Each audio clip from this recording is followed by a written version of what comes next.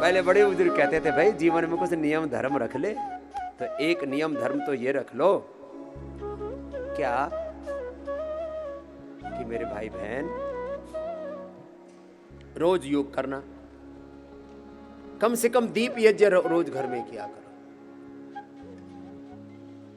जिस घर में धूप दीप का प्रकाश होता है उस जीवन में कोई अंधियारा नहीं होता है, कुछ बुरी शक्ति का असर नहीं होता है। बहुत से लोग इन्हीं चक्करों में रहते हैं, लाखों करोड़ रुपए, 1 लाख करोड़ रुपए से ज्यादा लोग भूत प्रेत डाकिनी शाचिनी पिशाचिनी ब्रह्म राक्षस पितर दोष काल सर्प दोष इन्हीं चक्करों में खर्च करते हैं और हासिल कुछ भी नहीं होता है।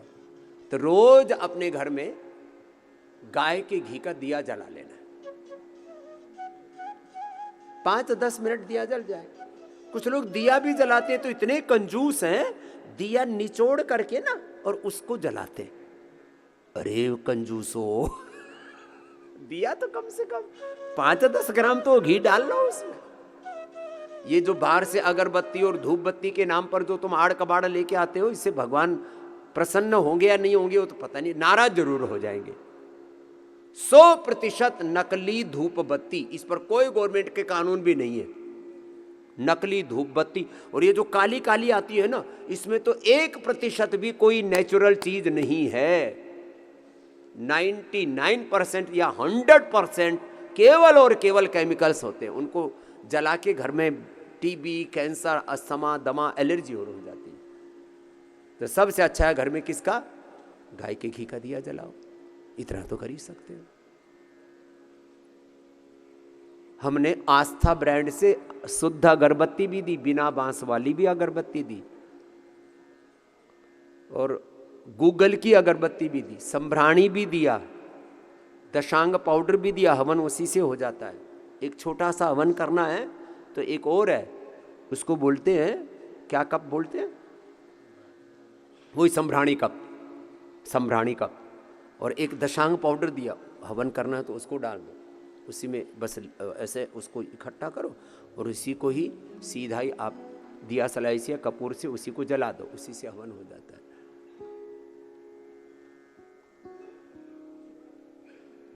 रोज एक बार सुबह कम से कम 5 मिनट भगवान का नाम ले लिया करो। जो भी जिसके कुलवंश में राम की, कृष्ण की, हनुमान की, शिव की, ओंकार की भक्ति है, गायत्री महामृत्युंजय का जप करते हैं, ओम नमः शिवाय का, ओम नमो भगवते वासुदेवाय का, नमोकार मंत्र जप करते हैं, ओम नमो अरिहंताणम, ओम नमो सिद्धाणम, जो भी जप करते हैं अपना जप 5 मिनट तो कम से कम। ऐसे छोटे छोटे नियम। सुबह 1 घंटा चाहिए आपको, सुबह। रात को कोशिश करो 10 बजे तक सो जाओ, 11 बज गए अधिकतम। और कोई पार्टी इधर उधर शादी ब्याह में गए 12 बजे, 12 बजे के बाद तो मत सो। जो 12 बजे के बाद जागते हैं वो असुर कहलाते हैं, निशाचर। निशा माने रात को घूमने वाले, खाने वाले, निशाचर। अपवाद हो गया, कोई देश विदेश में यात्रा चल रही है, आ रहे हैं जा रहे हैं, वो अलग बात है।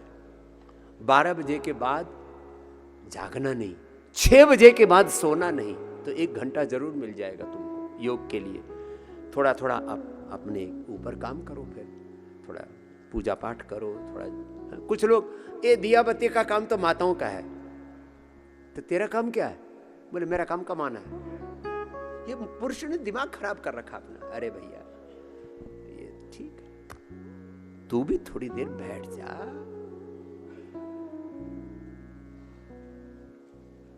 थोड़ा व्रत लो कि रोज कम से कम 5 मिनट भगवान की भक्ति अवश्य करनी। 5 मिनट ऐसे व्रत लो। 2 बार से ज्यादा खाना नहीं। जो बाहर जाते हैं ऑफिसों में, सुबह खा के जाया करें और शाम को आते ही खा लिया करें।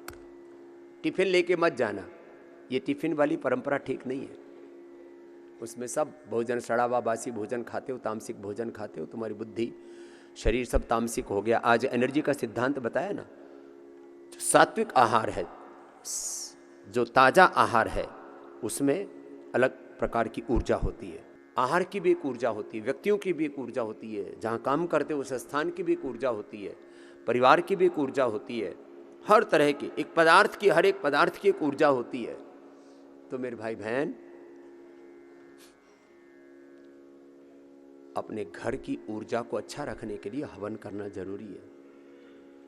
देखो, हम बचपन से हवन करते हैं।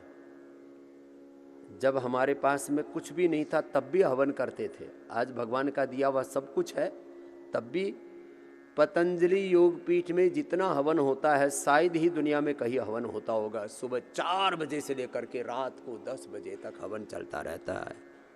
और मैं देखता हूँ यहाँ लोग बस उठाते और झोला उठा के चल देते, एक बार भी हवन में आहुति तक नहीं डालते। कम से कम एक आहुति सब डाल के जाया करो और प्रभु से प्रार्थना किया करो, प्रभु जो कुछ आज तक भूल हुई इसको प्रायश्चित कहते हैं, उसके लिए क्षमा करना।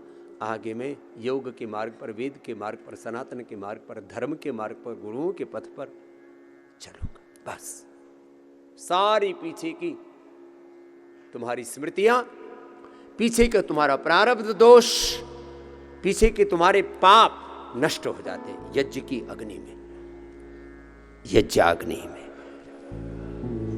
छोटी छोटी बातें हैं ये।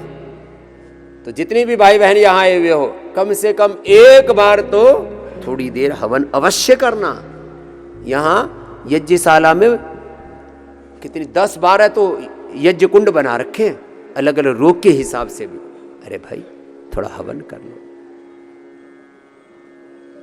हमेशा पॉजिटिव सोचो, सब सीधे बैठो, आंखें बंद करो और मन में ये विचार करो कि आज के बाद मैं अपने लिए और किसी के लिए भी नेगेटिव नहीं सोचूंगा।